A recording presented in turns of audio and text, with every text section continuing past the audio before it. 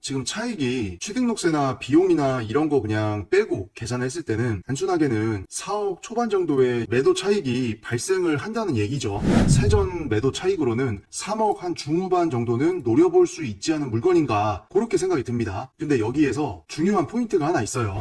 그리고 제가 이제 이거 사진을 좀 이렇게 보다 보니까 요거를 딱 보는데 느낌이 좀 쎄합니다. 왜냐면은 우리 애기 이쁜 옷이나 하나 사입혀가지고 유치원 보낼 생각에 그 생각으로 그냥 우리 엄마들 우리 아빠들 들어갔다가 잘못될 수도 있으니까 그래서 제가 혹시나 해가지고 말씀드리는 거예요. 그러니까 이거는 입찰하시기 전에 각자가 꼭 체크를 해보셔야 됩니다. 반갑습니다. 실영입니다. 여러분들 오늘 시세 대비 4억 정도 저렴한 공장 경매 물건을 좀 가지고 왔습니다. 경기도 김포시 대구면에 있는 공장인데 솔직히 공장이 사진을 보시면 알겠지만 상당히 오래됐습니다. 그리고 흔히 볼 수 있는 그런 색깔의 공장 판넬도 아니에요. 좋게 얘기하면 이 판넬의 색상이 개성이 상당히 뚜렷합니다. 내부 같은 경우에도 솔직히 깨끗하지는 않아요. 아무래도 이제 세월이 있기 때문에 이거 사용 승인일 보면은 지금 2005년식이거든요. 지금이 2024년이니까 거의 느낌은 20년 정도 된 공장이죠. 그래서 이게 상당히 좀 오래된 그런 공장인데 이게 왜 지금 좋은 물건이냐? 가격이 한 차례 유찰돼가지고 지금 9억 5천이면 평당가 한번 볼까요? 9억 5천. 여기에서 기구 감정가가 아까 3,200만 원이었으니까 이거 빼면은 9억 1,800입니다. 그럼 토지평수 550평으로 나눠보면은 지금 167만 원이에요. 그러면은 우리가 이렇게 토지 한 550평 깔고 있고 건물 한 180평 조금 안 되게끔 되어 있는 공장을 평당 170만 원을 주머니에 딱 들고 여기 김포시 대곡면 대병리 이 동네 가가지고 공장 살려고 딱 보잖아요. 지금 내가 주머니에 가지고 온 이 돈으로 살 수 있는 공장이 이 동네에 없습니다. 그래가지고 이제 부동산 딱 가가지고 사장님 여기 김포 대곡면에서 제가 지금 한 9억 초중반 되는 공장을 찾고 있는데 공장 혹시 매물 있습니까? 이렇게 물어보잖아요. 그러면 우리 부사님이 뭐라 그럽니까? 아 손님 그러면은 공장을 몇 평짜리를 찾으시냐? 그러면 이제 9억 한 초중반짜리 사러 온 사람이 얘기를 합니다. 건물은 한 100평 중반 됐으면 좋겠고 토지도 한 500 뭐 한 몇십 평 이 정도 찾고 있습니다. 이러면 부사님이 계산기를 막 이제 두드려 보죠. 그러면서 우리 부사님 표정이 좀 안 좋습니다. 벌써 대충 뭐 계산을 해보는데 이 손님이 9억 얼마짜리 찾고 있는데 토지 평수가 벌써 500평이 넘어요. 찾고 있는 공장이. 그렇게 해가지고 계산기 두드려 봤더니 이 사람이 찾는 거는 평당 한 100만 원 후반짜리 뭐 평당 160 얼마 170 얼마 이런 물건 지금 찾으러 온 거예요. 알고 보니까. 그러면서 이제 뭐라 그러냐? 예끼 이 사람아 어디 여기 김포시 대곡면에 와가지고 지금 평당 160 얼마? 170 얼마? 9억 초반 들고 와가지고 이 동네에서 토지 500평 넘어가는 거에 건물 100평 중반을 찾아? 안 그래도 손님도 없어가지고 열받아 죽겠는데 예끼 이 사람아 당장 나가! 이렇게 얘기를 하고 싶지만 부동산 사장님의 또 입장이 있다 보니까 그렇게 손님한테는 얘기를 못하죠. 화는 나지만 최대한 온화하게 그래도 부동산 사장님이니까 손님한테 화는 못 내요. 대신 입모양이 요렇게 되죠. 요렇게 해서 우리 부사님 표정이 야 이거는 손님한테 화를 내는 것도 아니고 웃는 것도 아니고 애매한 이런 표정을 딱 지으면서 근데 알고 보니까 또 여자 부사님이네. 그러면서 이제 떡다름한 표정으로 아 손님 죄송한데 이 동네 이 대곡면 여기에서 9억 초반에 건물 평수 100평 중반 되고 토지 500평 넘어가는 그런 공장은요 시장에 안 나와요. 나중에 혹시라도 물건 찾으면은 연락 한번 드릴게요. 그러고 나서 상담을 종료를 합니다. 이게 뭐 다 웃자고 하는 소리인데 결론은 뭐냐? 우리가 이 김포시 대곡면 대병리 이 경매 물건이 위치한 이 입지에서 평당 이렇게 100만원 뭐 중후반 이렇게 주고 500평 넘는 땅에 100평 중반이나 되는 어떤 그런 중형 사이즈의 공장을 눈을 100번 씻고 찾아봐도 찾을 수가 없다는 얘기입니다. 그만큼 오늘의 경매 물건이 지금 유찰된 가격 기준으로 했을 때는 상당히 이 동네에서 저렴하게 지금 시작을 하는 겁니다. 2회차로.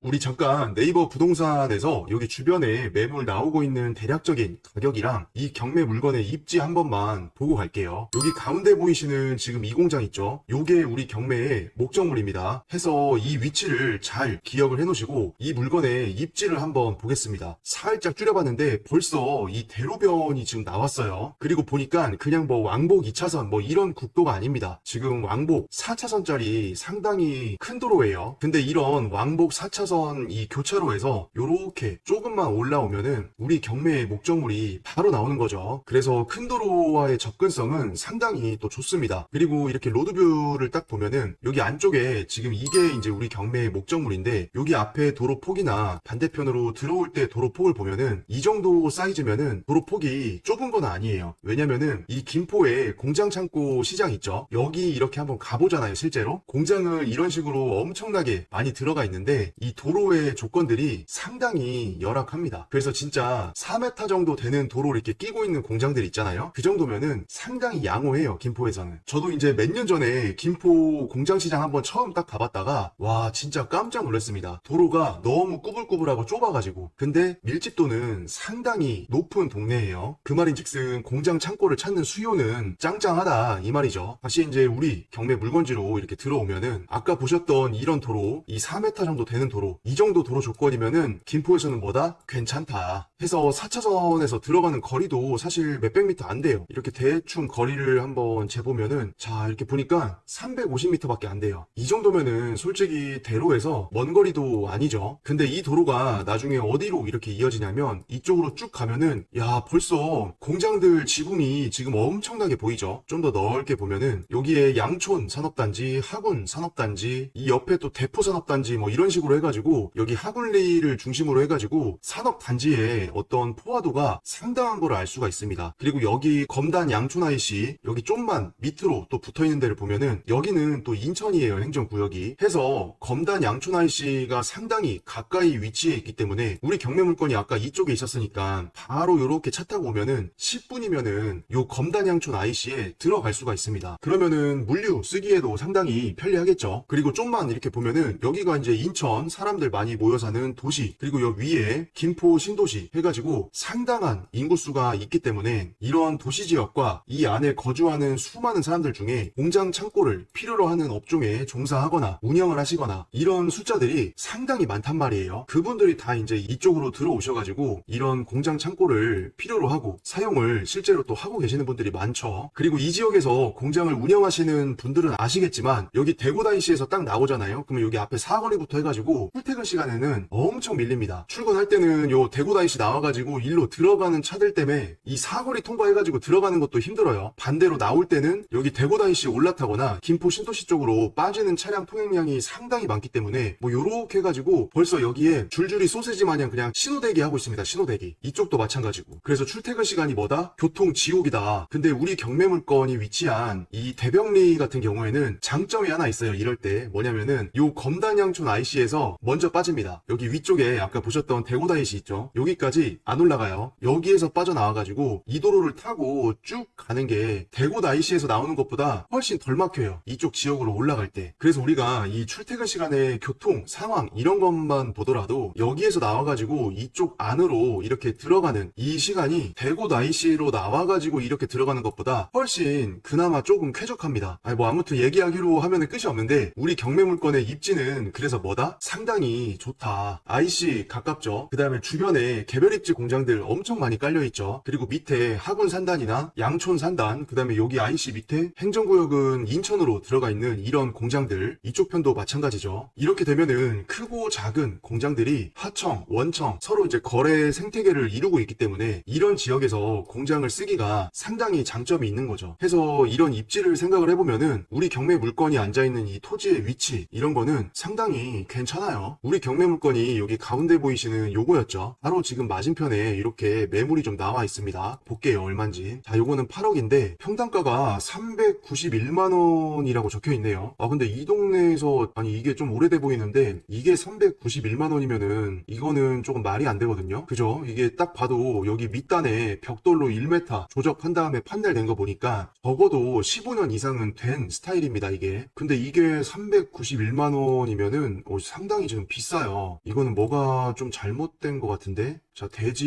204평, 도로 36평 해가지고 지금 240평. 그럼 매매가 8억에 평당, 그죠? 평당 330만 원이라고 지금 여기 적혀 있는데, 여기는 391만 원입니다. 이거는 입력할 때, 여기 보면 대지가 204평이잖아요? 건물은 60평인데, 근데 여기에 표시된 이 대지는 아까 보니까 본부지만 들어가 있어요. 본부지만. 아까 도로가 얼마였죠? 36평 정도가 물건에 들어가 있었죠. 그러면 총 면적이 240평이니까 요거 매가 지금 8억에 나와 있죠. 8억 나누기 240평. 330만 원이 맞네요. 근데 여기에는 매가 8억인데 여기 입력할 때 본부지 면적만 이렇게 딱 넣어놓다 보니까 단순하게 나눗셈 해가지고 391만 원으로 지금 표기가 잘못되어 있습니다. 그죠? 그게 맞죠? 지금 이 위치여도 지금 거의 뭐 스타일은 한 15년, 20년 된 공장인데 이 공장이 이 자리에서 신축이었어도 390만 원은 이거는 오바입니다. 오바. 왜냐면은 아까 보셨던 그 산단 있죠. 산단, 산업단지. 건폐율도 훨씬 높고 용적률도 훨씬 높고 여기 안에 있는 학원산단 공장 평당가가 물론 이제 층수가 뭐 2층이냐 3층이냐 4층이냐 구성이 어떻게 돼 있냐 뭐 코너 사거리에 또 있어가지고 공장이 더 돋보이냐 뭐 이런 것마다 가격은 좀 다르겠지만 아무리 못해도 평당 600만 원대 이상으로 이 동네에서 나오거든요. 근데 아까 보셨던 대로 어디야? 여기 위치에서 계획관리에 신축으로 들어가 있다고 치더라도 계획관리에 개별입지 공장으로 들어가 있는데 391만 원은 말이 안 돼요. 신축 공장이라고 하더라도. 그래서 우리가 네이버 매물 이런 거 볼 때 단순하게 이런 식으로 찍어봐가지고 여기에 적혀있는 평당가만 보게 되면은 우리가 대략적인 매물 나온 거 가지고 시세, 평당가 이렇게 조금 느낌을 볼 때 잘못된 느낌을 조사할 수가 있습니다. 얘는 지금 신축 공장인데 평당 330만 원이거든요. 그러면은 일단은 느낌은 막 엄청 비싸다 뭐 이런 느낌은 아닌데 요거 사진 한번 눌러볼게요. 자, 지금 이게 우리 경매의 목적물이었고 아까 이 공장이 지금 평당 330만 원에 지금 나와 있죠. 그리고 여기에 있는 그 물건도 지금 평당 330만 원 정도에 나와 있는 거예요. 아니 그러면 아까 얘는 아까 연식이 얼마였죠? 한 15년 이상 됐던 것 같은데 아까 평당가가 이상해가지고 그거 분석해보니라고 연식을 안 봤습니다. 근데 밑에 1m짜리 벽돌 쌓여가지고 만들어 놓은 공장인 거 보니까 최소 15년 이상은 된 거예요. 근데 지금 330만 원이고 여기 안쪽에 신축인데 지금 330만 원에 지금 등록을 해놨는데 이 둘이 지금 가격이 같을 수가 없거든요. 연식 차이도 워낙 나고 근데 이 사진 보니까 좀 되게 잘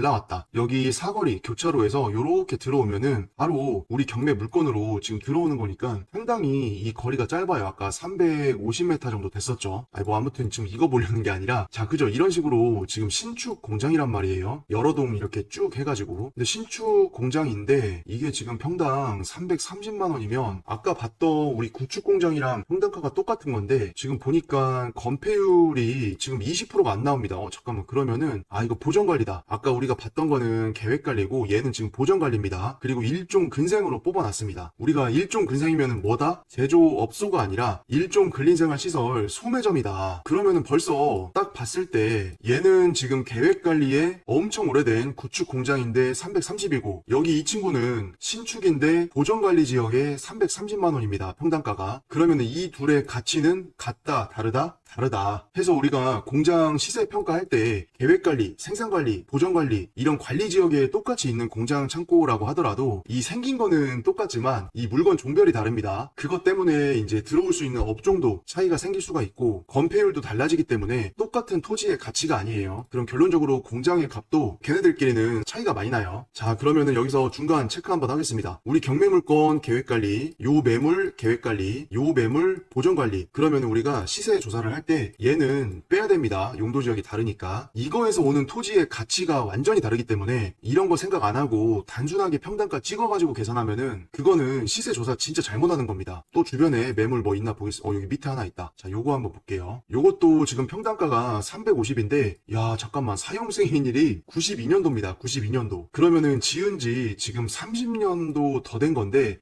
진짜 그렇게 생겼네요. 요렇게 생긴 거를 보니까 느낌이 벌써 옛날 느낌이 납니다. 근데 얘는 특이하게 지금 마당에서 호이스트를 쓰고 있죠. 외부에 주행 빔을 달고 여기는 이렇게 H빔 박아가지고 주행 레일을 또 설치를 해준 다음에 요 양쪽을 왔다 갔다 하는 이 호이스트를 여기다가 요렇게 이제 설치를 해주셨어요. 지금 요거 보이시죠? 요게 지금 마당 위에를 왔다 갔다 이렇게 하는 겁니다. 그러면서 이제 중량물 작업을 하시는 거죠. 근데 이게 지금 350만 원이고 용도 지역은 계획관리고 건폐율도 37점 몇 프로 뭐 이렇게 채웠으니까 상당히 상당히 많이 채웠습니다. 그리고 전기가 지금 950kW가 들어와 있어요. 그리고 호이스트가 10개 이상 달려있다고 합니다. 이 물건에. 그래서 전기가 많이 필요하시고 중량물 작업을 공장 건물 내부뿐만이 아니라 이렇게 외부에서 해야 되시는 분들한테는 이런 물건이 또 경우에 따라서는 정말 잘 맞을 수가 있습니다. 그리고 이 공장 같은 경우에는 거의 여기 밑에 교차로에서 바로 그냥 들어가는 거예요. 이런 식으로. 그러니까 상당히 이 토지의 위치 자체가 좀 더 좋아요. 위에 안쪽으로 들어가야 되는 우리 경매 물건보다는. 그렇다고 해가지고 뭐 여기 있는 거랑 여기 있는 거랑 가격 차이가 그렇게 또 많이 나진 않습니다. 근데 요게 이제 30년 정도 된 공장인데 350만 원에 나와 있다. 자, 그리고 여기 위에도 지금 몇 개 더 들어가 있습니다. 얘도 이렇게 눌러보면은 20억짜리인데 평당가가 지금 290만 원이에요. 사용 승인이 2007년이니까 연식은 우리 경매 물건이랑 좀 비슷하고 토지가 700평 정도 되고 있습니다. 여기도 전기가 300kW니까 이 정도면은 낮은 게 아닙니다. 300kW까지 올리려고 하면은 돈이 몇 천만 원 들어가요. 이거 승합하고 전기공사 다 다시 해주고. 근데 어쨌거나 이게 지금 아까 얼마였다? 이게 290만 원이다. 그리고 요거 한번 보겠습니다. 요거 30억짜리인데 얘도 289만 원. 아까 그거랑 되게 비슷합니다. 지금 아까 얼마였어 정확히? 289만 원. 얘도 289만 원이었죠. 얘도 용도지역은 계획관리니까 똑같고. 자, 그 다음에 여기 안쪽에 여기 안쪽에도 하나 있다. 근데 여기는 지금 출입구가 도로가 이쪽에서 들어오는 거죠. 여기 옆에 거 좀 더 한번 보겠습니다. 얘 같은 경우에는 55억 3천인데 지금 평당 300입니다. 2008년식이고 건폐율도 괜찮죠. 근데 보니까 공장 뒤편에 임야 2500평도 같이 매매 예정이다. 이런 거는 전화해가지고 구체적인 매매 조건을 조금 따져봐야 됩니다. 여기 안쪽에 있는 얘도 한번 볼게요. 얘도 지금 280만 원인데 2007년식이죠. 근데 600평에 176평이면 그저 건폐율이 좀 낮고 건축물 용도는 공장으로 지금 뽑아놨습니다. 자, 그럼 다시 우리 경매 물건으로 지금 돌아와가지고 얘가 지금 생긴 게 상당히 조금 오래됐잖아요. 과연 이 공장을 낙찰을 받아가지고 명도하고 청소만 조금 한 다음에 이 상태로 만약에 단타로 매도를 한다? 그렇게 생각을 해보면은 200만원 후반 받기가 조금 어려울 수도 있을 것 같아요. 한 200만원 뭐 한 중반 정도? 아무래도 연식도 조금 있고 공장이 노후화가 조금 상당히 진행이 된 물건이기 때문에 200 후반 받기는 쉽지는 않을 것 같습니다. 만약에 이 상태 그대로 판다고 하면은.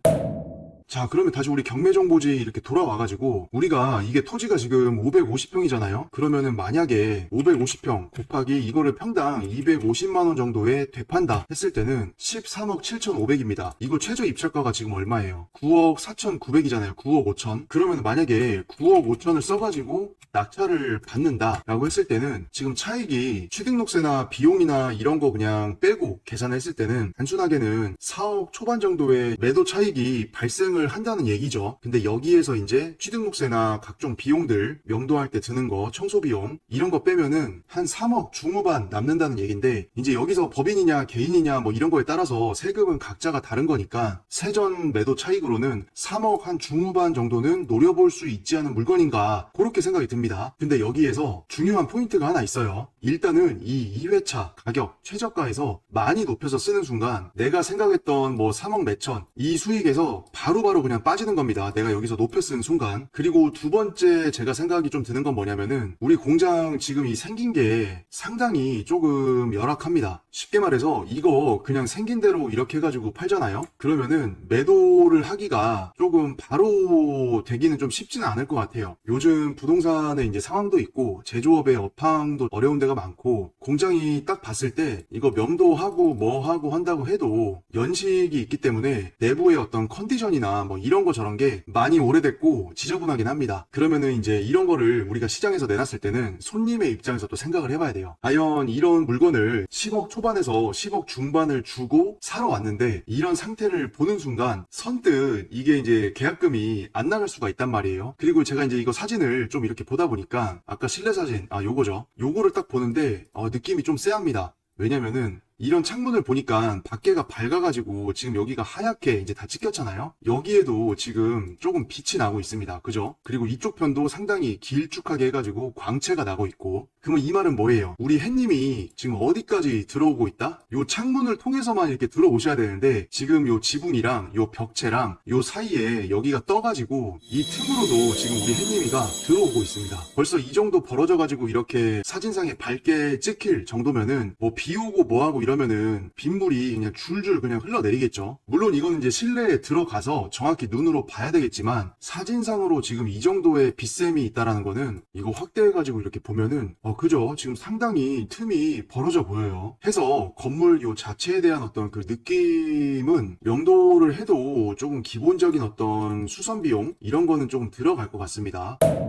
자, 그리고 우리가 지적도를 이렇게 보는데 느낌이 또 이상하죠. 사진상으로는 얘가 지금 하나의 건물로 이렇게 되어 있는데 지금 도면에서 봤을 때는 여기 하나, 둘, 셋 이렇게 건물이 중간이 잘려 있어요. 해가지고 이 세 개가 연달아 붙어 있는 그런 느낌이죠. 이거는 건축물 대장을 한번 보고 오겠습니다. 건축물 대장이 지금 2, 3, 4, 총 4개가 들어가 있습니다. 그럼 일단 첫 번째 지금 여기에서는 주용도는 공장으로 받았는데 면적이 154제곱미터예요. 그러면 이거 평수로 해보면은 46평, 47평, 그러니까 뭐 한 40평 중후반 요 정도 평수밖에 안 나오는 겁니다. 건축물 대장 2번 또 이렇게 눌러보면 얘는 지금 140제곱, 그리고 얘는 154, 그리고 요 큰 건물 옆에 있는 자그만한 거 얘가 지금 40제곱 정도 되고 있죠. 이게 무슨 말이냐? 건물이 지금 3개로 분리가 되어 있다는 뜻입니다. 해서 정면에서 딱 보면은 건물이 생긴 거는 요렇게 해가지고 130평이 조금 넘는 공장 건물 하나처럼 생겼는데 실제로는 요 정도씩은 잘려 있다는 얘기예요. 우리 물건 정면 사진을 한번 다시 볼게요. 자, 이렇게 보면은 요게 한 건물인데 실제로는 어디선가 지금 이런 식으로 잘려 있다는 얘기입니다. 근데 대충 사진을 딱 봐가지고는 여기 지금 이쪽이랑 이쪽 건물이랑 요 사이에 지금 줄이 2개씩 들어가 있어요. 여기 줄 하나, 그 다음에 여기 줄 하나. 그러면 아마 제 생각에는 요렇게 하나 자르고 요렇게 하나 잘라가지고 지금 요렇게가 한 건물, 그 다음에 이쪽 편에 요게 한 건물, 그 다음에 요쪽 편에 요게 한 건물 이렇게 해가지고 1번, 2번, 3번 이런 식으로 지금 원래 애초에 만들어진 게 아닌가 싶은 그런 생각이 듭니다. 지금 그러면은 건물 사이를 요렇게 이제 통으로 쓰기 위해서 판넬을 대가지고 막았다는 건데 우리가 이렇게 판넬로 마감을 하는 경우에는 정석대로 한다고 하면은 건물의 평수 달라지는 거죠. 그럼 건폐율도 달라지고 그럼 건축물 대장도 바뀌어야 되기 때문에 시간이랑 비용, 절차 이런 게 좀 필요하죠. 근데 우리 건축물 대장에는 아까 그냥 따로따로 돼 있었잖아요. 뭐 40몇 평씩 해가지고. 그러면 그 말인즉슨 뭐냐? 실제로는 판넬로 막아가지고 한동으로 쓰고 있지만 이거를 정식으로 변경 신고를 안 한 겁니다. 한마디로 뭐다? 불법.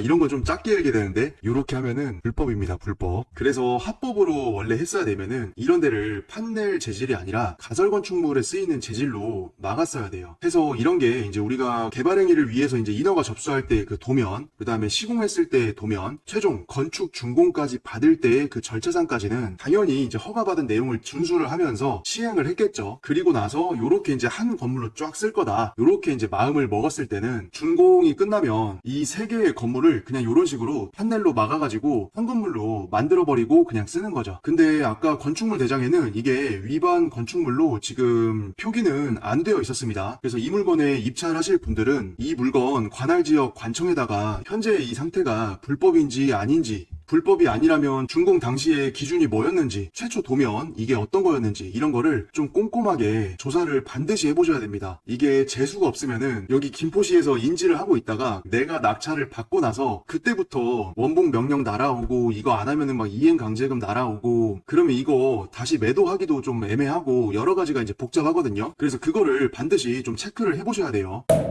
근데 경우에 따라서는 여기 보시는 사진처럼 이렇게 준공 당시의 기준, 인허가 자체의 기준이 오픈형 공장으로 설계를 해가지고 인허가 받고 준공을 받는 경우도 있습니다. 해서 이 사진은 제가 뭐 어디에 있는 공장이라고 얘기는 못하고 준공을 받을 때는 이렇게 가운데가 뻥 뚫려가지고 이런 식으로 오픈형 공장으로 인허가를 받은 다음에 준공까지 다 받아요. 그 다음에 어떻게 하냐? 이렇게 가운데를 막아버린다. 그러면은 두 동을 거의 그냥 애초에 하나였던 것처럼 쓸 수가 있기 때문에 이런 식으로 공장 을 시행을 해가지고 분양을 한다거나 아니면 실사용자분이 이렇게 이제 쓰시다가 요대로 이제 시장에 내놔가지고 매도를 하고 그런 경우들도 있기는 있습니다. 그리고 이 공장도 제가 뭐 어디라고 얘기는 못하는데 이런 식으로 가운데가 완전히 뚫려 있죠. 다른 각도에서 보더라도 원래는 그냥 요렇게 이제 실내가 이렇게 생긴 공장인데 야 이렇게 오다 보니까 야 이거 뭐야 이거 하늘이 뻥 뚫려가지고 이게 무슨 오픈카도 아니고 하늘이 다 보여요. 근데 또 웃긴 거는 이런 호이스트를 쓸 수 있는 주행 빔은 시원시원하게 연결을 다 해놨습니다. 근데 저도 이렇게 공장 개발을 하고 있는 입장에서 이렇게 딱 이렇게 보면은 이거는 준공 받은 다음에 벽이랑 지붕을 좀 제거를 한 것 같아요. 보통은 이렇게 원래부터 오픈형 공장으로 쓸 거면은 이런데 스티로폼이 보이게끔 마감 처리를 이런 식으로 안 하거든요. 여기도 지금 여기 위에까지는 여기서 절단이 되고 꺾어가지고 또 여기를 잘라냈죠. 그리고 이 주행 빔을 딱 봤을 때도 이게 하나로 쭉 이어져 있는 게 아니라 여기에서 보면은 중간에 볼트가 또 이렇게 딱 보이죠. 그러니까 주행빔 자체가 이렇게 하나로 이어진 게 아니라 여기서 한번 잘려 있는 거예요. 그래서 여기 거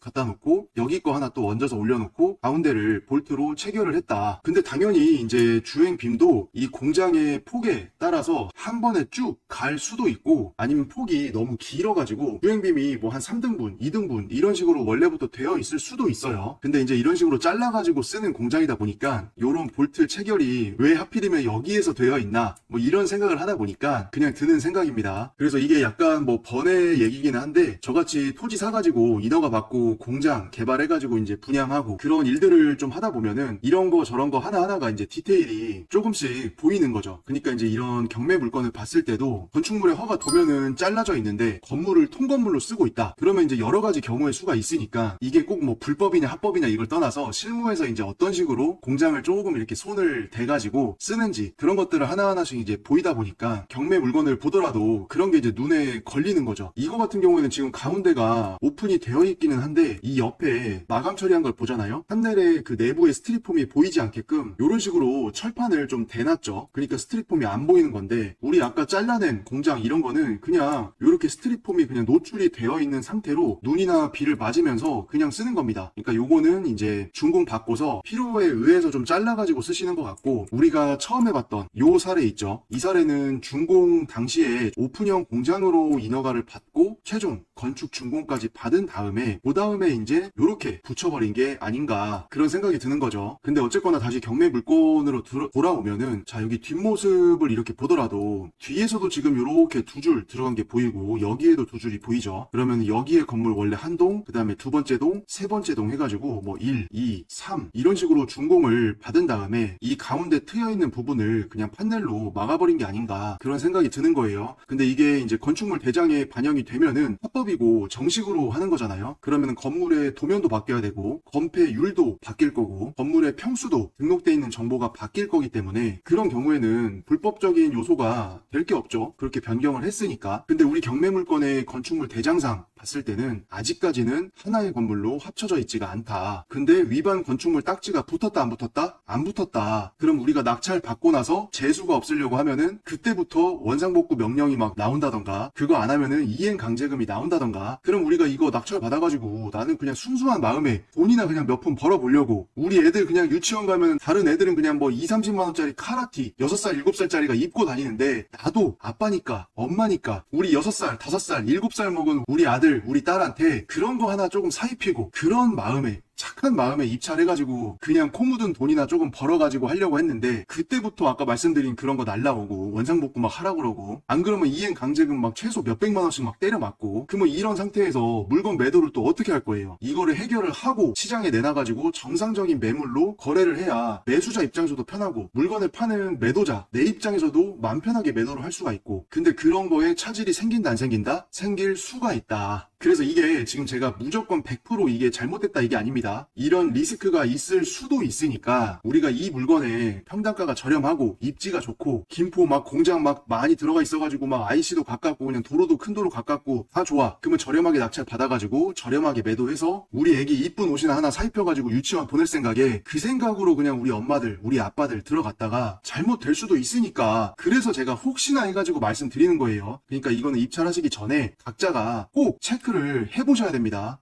근데 저도 막 이런저런 얘기하다 보니까 지금 시간이 상당히 많이 됐습니다. 그래서 우리 물건은 여러 가지로 입지도 좋고 위치도 좋고 4차선 대로변에서 들어오는 거리도 얼마 안 되고 이번에 2회차 기준을 했을 때 평당 가격도 정말 말도 안 되는 저렴한 가격이고 이런 여러 가지 장점도 있는 반면에 숨어있는 리스크가 있을 수도 있고 그게 만약에 현실이다 이랬을 때는 그거를 또 해결할 수 있는 방안을 가지고 입찰을 반드시 하셔야 됩니다. 그리고 그 해결에 들어가는 비용, 시간, 노력 이런 거를 입찰가에 반영을 해가지고 입찰가 산정을 하셔야 되니까 그 부분을 진짜 제가 몇 번을 강조를 드리는 거예요. 그리고 사실 이 물건에 대해서 매도 전략, 입찰 전략, 투자 전략을 어떤 노선으로 가져가냐에 대해서 얘기할 게 지금 상당히 더 있습니다. 근데 하나만 더 얘기를 드리면은 우리가 이 물건을 만약에 낙찰을 받아가지고 명도를 한 다음에 깨끗하게 그냥 청소 좀 해가지고 입지나 위치도 좋은데 그렇게 비싸지 않은 거의 20년 된 구축 공장의 시세로 매매 시장에 내놨다. 이것도 나쁘지는 않은 전략이에요. 근데 여기서 내가 이 공장 판넬갈이 한번 하잖아요. 그러면은 연예인으로 치면은 우리 뭐 7, 80년대, 8, 90년대 이거는 너무 멀리 갔다. 우리 뭐 2000년대 초반 아이돌, SES, 핑클, 뭐 베이비복스 뭐 이런 원조 1세대 아이들 그룹 이렇게 그때 사진 보면은 그때 당시에 우리 막 초중고, 대학생 막 이럴 때인데 2000년대, 2001년, 2002년 막 요 시절에 딱 그때 연예인들 패션을 보면은 그때는 그냥 이거였습니다. 최고. 상당히 세련되고 트렌디하고 예쁘고 멋있고. 근데 2024년 지금에 와서 그런 2000년대 초반의 연예인들의 패션이나 이런 화장법이나 이런 거 보잖아요. 느낌이 뭐예요? 야, 이거 그땐 몰랐는데 지금 보니까 엄청 촌스럽다. 요 생각이 딱 들잖아요. 근데 우리 건물 지금 생긴 거 보십시오. 야, 이거 무슨 뭐 그죠? 무슨 말인지 알겠죠? 그래서 이거를 요즘 유행하는 판넬 이걸로 풀 리모델링도 아니야. 일부만 판넬 가리만 좀 하고 리모델링에 조금만 비용을 쓰잖아요. 그러면 내가 이 상태로 매물을 내놓는 것보다 조금 더 평단가를 높이더라도 이렇게 내놓는 것보다는 가격을 더 받을 수가 있겠죠. 매도를 할 때. 그러면은 내가 이거를 리모델링한 비용보다 이렇게 돈을 써가지고 예쁘게 바꿔준 다음에 팔았을 때 그 차익이 더 크다라고 하면은 우리가 그럴 때는 적극적으로 공장 리모델링을 생각을 또 해보셔야 됩니다. 그렇게 하면은 같은 물건을 팔더라도 수익을 더 많이 만들어낼 수가 있습니다. 그러면 어떻게 돼요? 우리 유치원생, 초등학생, 우리 자녀들 요즘에 여름이니까 요런 티셔츠 요런 거 그냥 2, 30만원짜리 3, 40만원짜리 그냥 에이 아빠가 공장 낙찰 받아가지고 리모델링까지 싹 해가지고 구축 공장 받는 시세보다 최소 몇 천만원은 더 받아가지고 돈 더 벌었으니까 여보 이번 주말에 백화점 가가지고 우리 덕배에 입힐 거 카라티 티셔츠 3, 40만원짜리 10벌만 사가지고 와. 그렇게 할 수가 있다 이 말이죠. 해서 공장 리모델링하고 이런 투자 기법에 대해서는 제가 여기 오른쪽 위에 귀퉁이에다가 영상을 지금 띄워 놓을 테니까 그거 눌러가지고 참고를 또 해보시면 됩니다. 해서 제 유튜브 채널 영상들을 쭉 보다 보면은 별의 별거를 다 이제까지 찍어서 올려놨으니까 영상 하나하나마다 경매 물건이 다 다르잖아요. 제가 찍어서 올린 게. 그러면 그것마다 접근하는 어떤 관점, 해결하는 방법, 투자하는 전략 이런 게 또 다 달라요. 그래서 시간 되시는 분들은 제 영상들을 정주행을 한번 해보십시오. 그러면은 생각보다 얻어 가실 수 있는 게 정말 많아요. 이게 뭐 제가 찍어서 올린 영상이라고 그렇게 얘기를 하는 게 아니라 특히 제 유튜브 영상을 초반 거를 보면은 영상 하나에 40분, 50분, 1시간 막 이렇게 엄청 긴 영상들이 있거든요. 근데 그때는 제가 또 이제 초창기다 보니까 뭐 지금은 열정이 없다는 게 아니라 그때는 분량 조절을 못했습니다. 그래서 진짜 디테일한 것까지 하나하나 설명을 막 해가면서 제가 알고 있는 것들을 공유드리고 우리 같이 뭐 공장 경매하고 토지 경매하고 부동산 투자, 부동산 경매하는 입장에서 조금 더 다 같이 잘 되자 이런 마음에서 되게 어설펐지만 설명도 많이 하고 디테일한 내용 하나하나 이렇게 찝어가지고 얘기를 하다 보니까 영상 하나에 1시간 넘어가는 것도 있습니다. 그래서 아무튼 이번 다시 물건으로 돌아오면은 이 물건이 가지고 있는 장점과 단점 그리고 어떤 식으로 전략을 가져갈 거냐에 따라서 이 물건 하나 가지고 낼 수 있는 수익의 이 폭이 상당히 달라질 수가 있어요. 그래서 그런 점들을 잘 고민을 하시기를 바라겠습니다. 이번 영상이 도움이 되셨다면은 구독과 좋아요 눌러주시면은 감사하겠습니다.